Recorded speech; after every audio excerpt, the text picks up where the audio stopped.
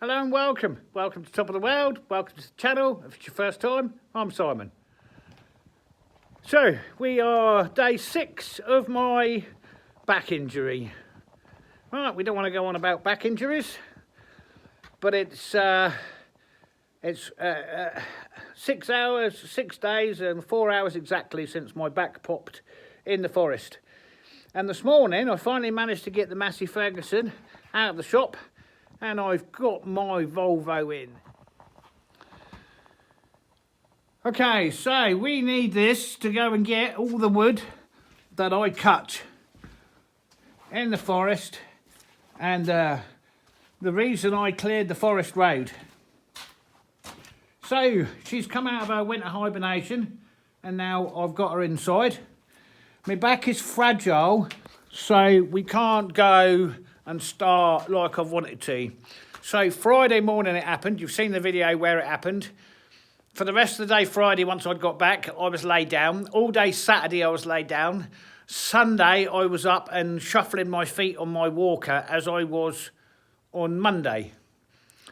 Tuesday I was able to walk unaided. Slowly shuffling. And then we've had yesterday. Yesterday morning I woke up at 5 AM excited, right? I don't know why I woke up excited. Yeah, I do. It's because I'd slept. Anybody that has a back injury, right, you'll know when it's bad because you don't sleep. Or when you do sleep, the instant you move, it wakes you up. So yesterday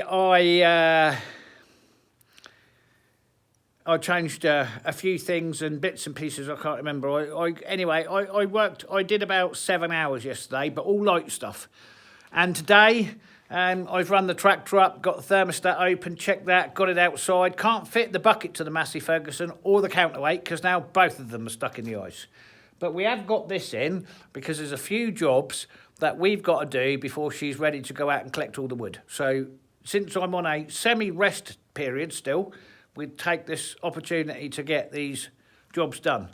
I'll turn some lights on by walking over here, I think. And I can kind of show you what we need to do. Right, well, we need studs in the tyres. I got a new light for this, which we've had sat on the shelf for about a year now. We can put that in. Right, we don't need to do anything on the engine because she had a major service last year.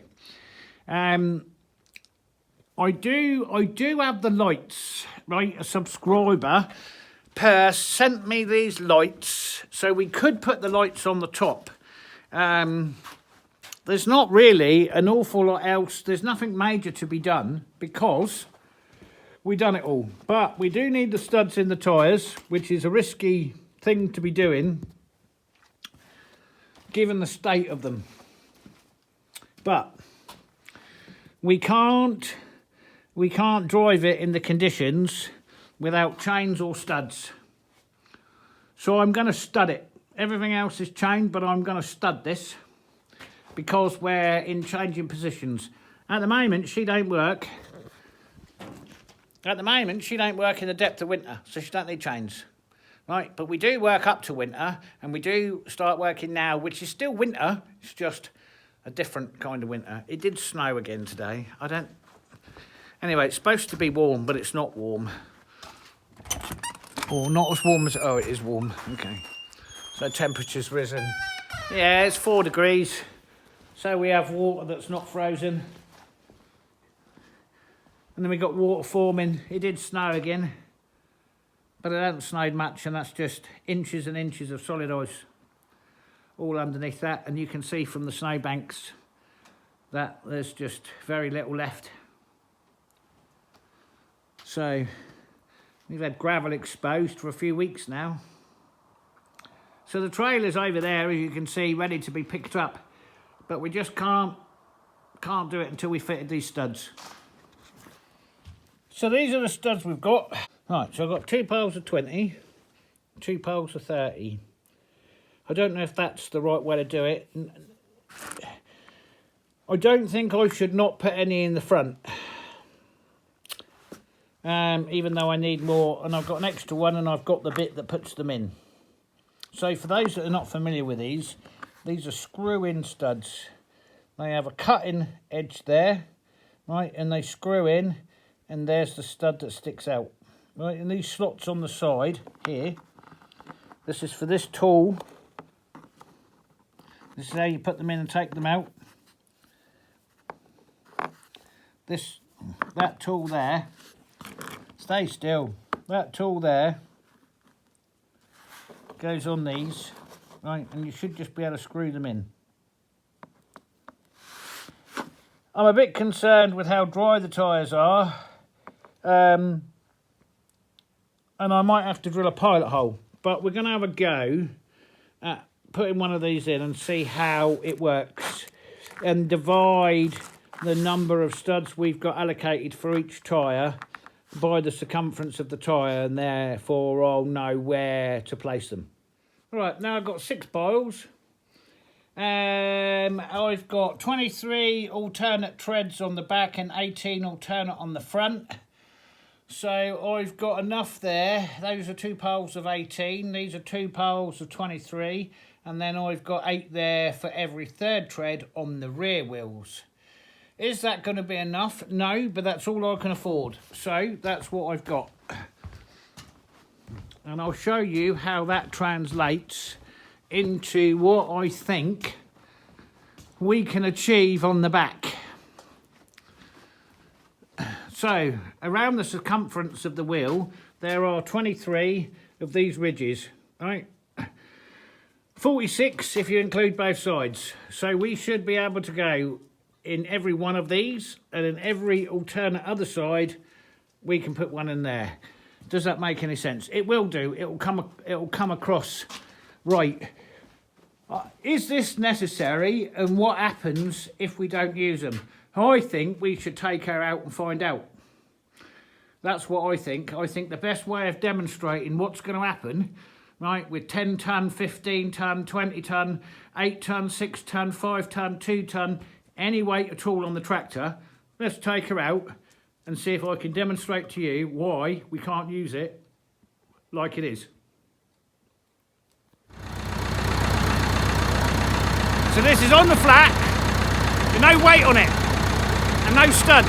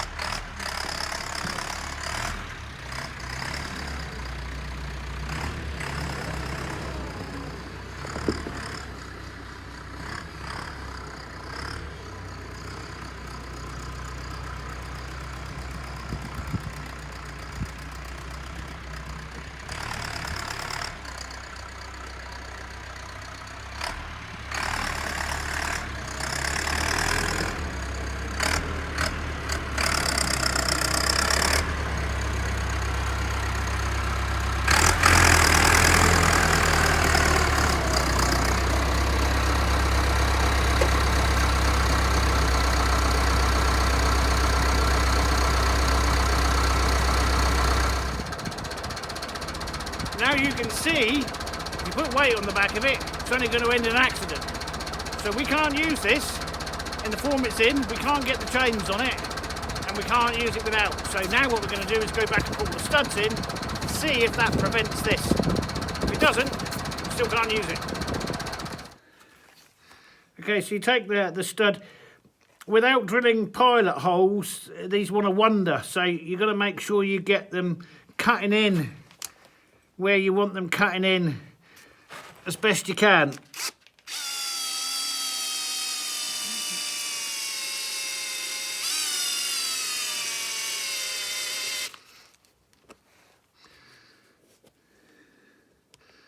Might want them a bit deeper. I'm not. Something about like that is what we need. And we'll have one of those on every single one of these, and then on alternate on the opposite tread.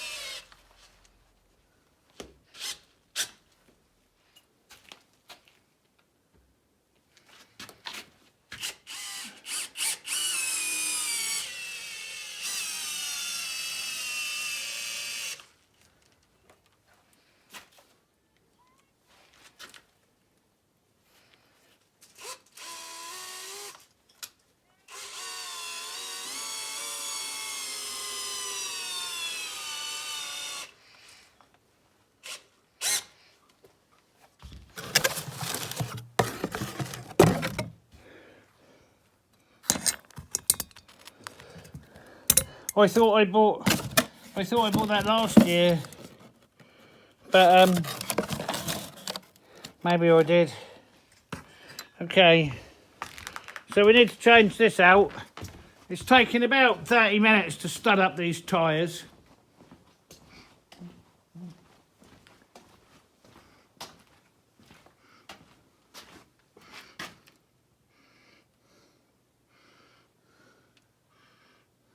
So on this tread, it's every third one, and then in the front, it's every other one. So I'm going to explain the theory behind this. The first and most importantly, it's financial. If it wasn't financial, this would have brand new tyres on the back and new snow chains. All right, so because it is financial, and because in the strictest of terms, I can be called a professional and an expert in machinery use in the Arctic, I have used what I can afford in a way that I think they will most suitably be applied to the situation we're about to go in. So we need four-wheel drive and we need steer. So I have put studs in the front. Otherwise, I'd have just put them all in the back. If these were just slave wheels, I'd have just put them in the back. But they're not. They're steering and drive wheels. And I've kept them protruded because these are tractor studs. These are not studs that go in cars. And they're rounded. And I think that's bad. I think that's very bad. Because the one that goes in cars are not rounded. And these are rounded. And I don't think they're the best studs for the job, but they're better than no studs. And then on the rears, I've done every one. Let's go in the light. Every one of these treads have got one in, and then every third of the opposing tread. If I was studded this up for winter use, they would have 4 studs in every single tread. In addition to that, I would also be applying the studs to the sidewalls, because anybody that knows anything about traction in mud, slurry, slag, snow, ice, right, knows that one of the important factors to choosing a tyre is sidewall grip. Most specifically of all in off-road vehicles. This is an off-road vehicle, but these are agricultural tyres. What I'm saying is, if I was studding this to work through an Arctic winter, I would also stud the side walls. My chains naturally wrap around the side walls and give me sidewall grip. We're running this without chains. So if I was running it winter long, I would also stud the side walls. There and there. Obviously not there, because you'll puncture the tyre. Because these are not, let me show you a difference. Right, this is the top of a tractor stud. Right, huge, I don't have one out to be able to show you. And then if we walk this way, I can show you what goes in standard vehicular tyres, albeit many of the tyres are manufactured with them in, where you need to replace them, put additional ones in, or stud an unstudded tyre, you would use these. Tiny, but you can see the top They're of a different material and they're not rounded. Okay, these are great studs. They're applied in exactly the same way. They're just for small vehicles, cars, not tractors. But the tractor studs are huge. And if you try and put them in the side wall of a standard tyre, you will puncture it. So don't do it. Right, so she studded up. Now what we're going to do is pop in the new light and then take her out on the ice and see what difference it makes. Because whatever difference it makes, I then need to apply in the rest of this video when we're on the main road, and more specifically when we're on the hill and when we've got weight on the back.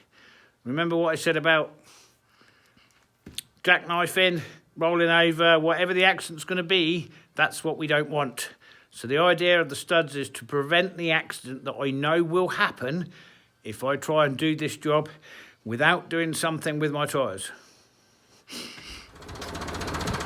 Light changed, studs in. In the interest of getting a like-for-like example, I have not readjusted tyre pressures yet. So it's exactly as it was, it's just got studs in. Let's hope it makes a difference.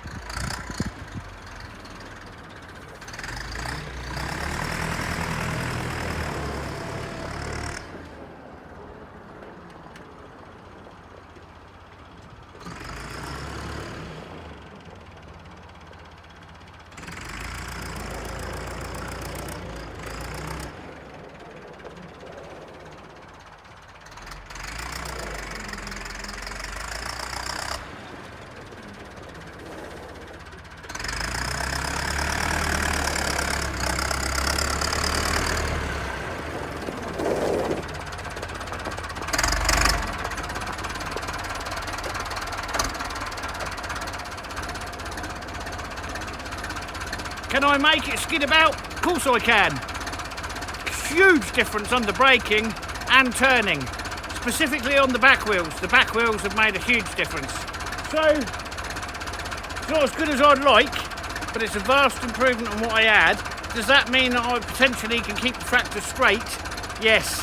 It's not going to slide by itself sideways and cause a jackknife. Can I keep it at a reasonable rate going down a hill using low gears and it stays straight and not get out of control? Yeah. So I think we're ready to go. We have a lot more control on the ice now than we did. So, and it's the best I can do. But it is an improvement on what we had. Now what I'm going to do is readjust the tyre pressures down a little, but bearing in mind how much weight we've got to put on the back. And I think we're good to go to work.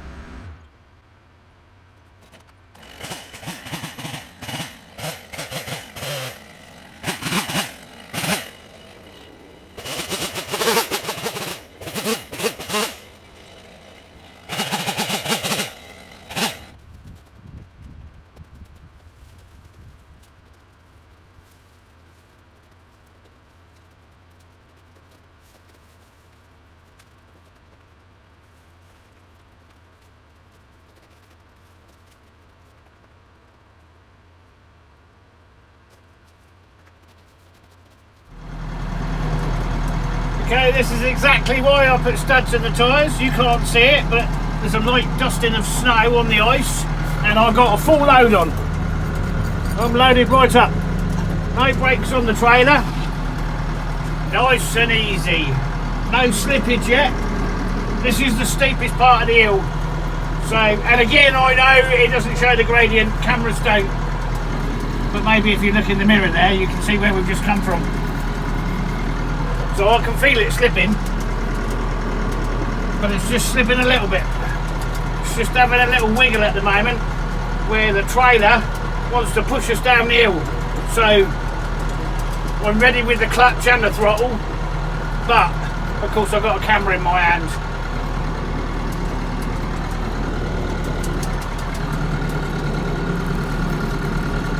Okay, that's the worst part done. He says. Okay, and there's the corner. So we've made it down the hill. The very steep bit, right at the very top, I couldn't film, I had my hands full. So, since we've come this far, we're going to make the corner, and that's saved us. There's no way we would have come down this hill without those studs in the tyres, albeit there's not as many as I'd like. Alright, cool, that worked. That gave me quite a bit of confidence, especially on the back. Alright, we made it downhill. We've still got to negotiate the road, but it's not going to be as bad as that hill. We just do a check before we get on the road. Make sure we haven't got anything overhanging on the other side. Nothing's going to fall off.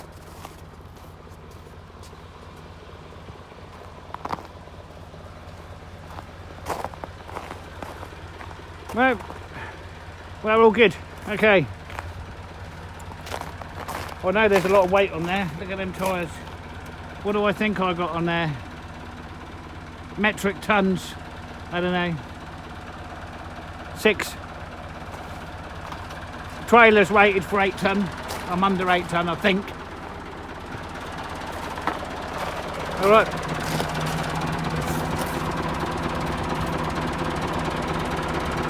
Nice. We needed those.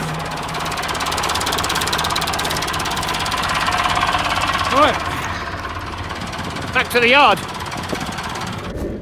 So I'm going to interrupt this video again from the future. Now 7 days since I put the studs in. Anyway, so it's like a conclusion of where I am, and for the first time I was... Anyway, let me show you. So this is what we have now. After 7 days since I put the studs in, running up and down, I have a hard iced road, downhill, right, and the steepest bit's round the corner and up. Did I just come down the steepest bit twice as fast as I was on the flat, with the wheels trying to break free and that lot pushing me down the hill, whilst keeping it in a straight line?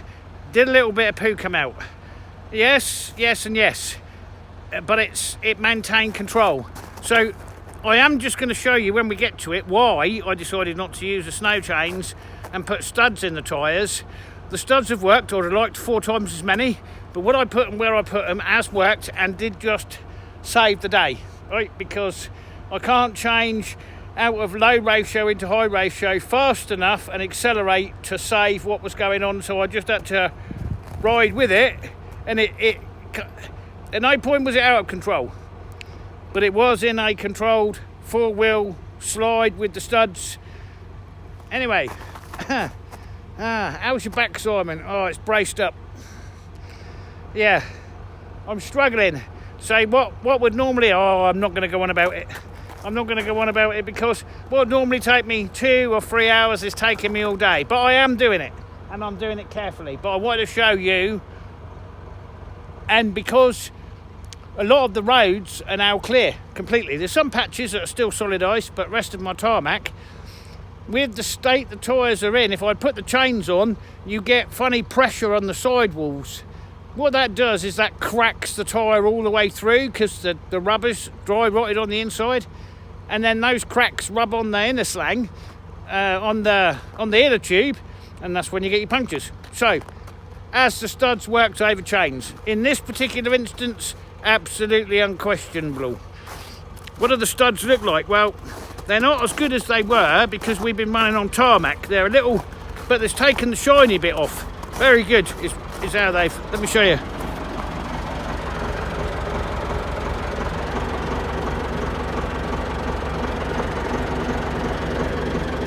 Saved my bacon, that has, a few times. So there's 100 studs went in over 4 wheels. Studs over chains this time of year, perfect. Are these going to help in the forest when I get stuck on the rotten logs and stuff? Yeah, it'll all help. Can't do any harm. Right, on we go.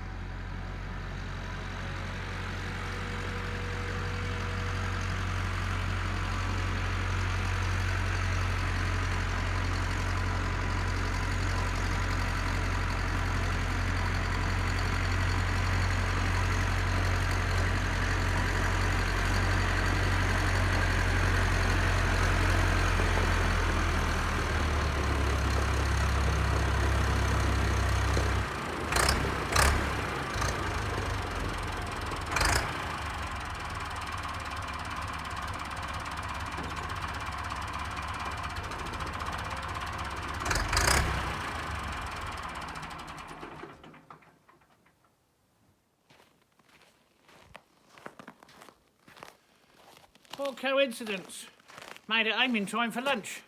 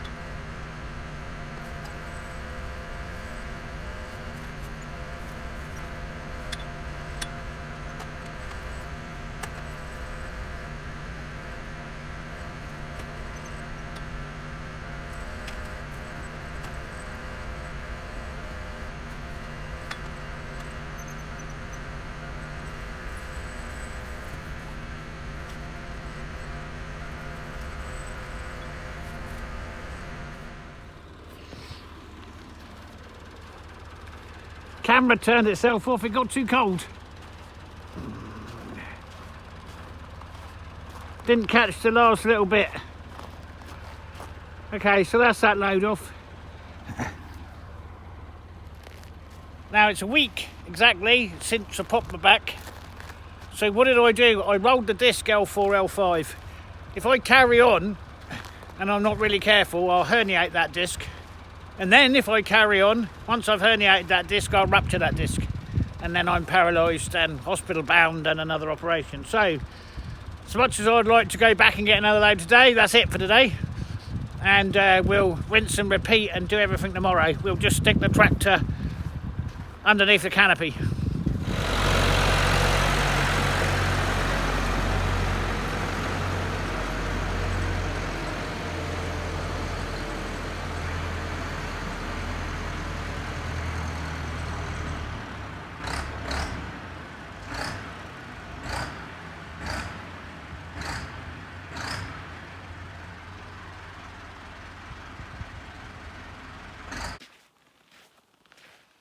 Oh well, at last. It's this time of year. It's not easy on me. Right, well that's that load in. And that'll do for today. We'll go back tomorrow and we'll get the other load. I think there's one more load there. There might be 1.5. And that'll do us. Thank you all for watching. We'll catch you on the next one. Bye for now.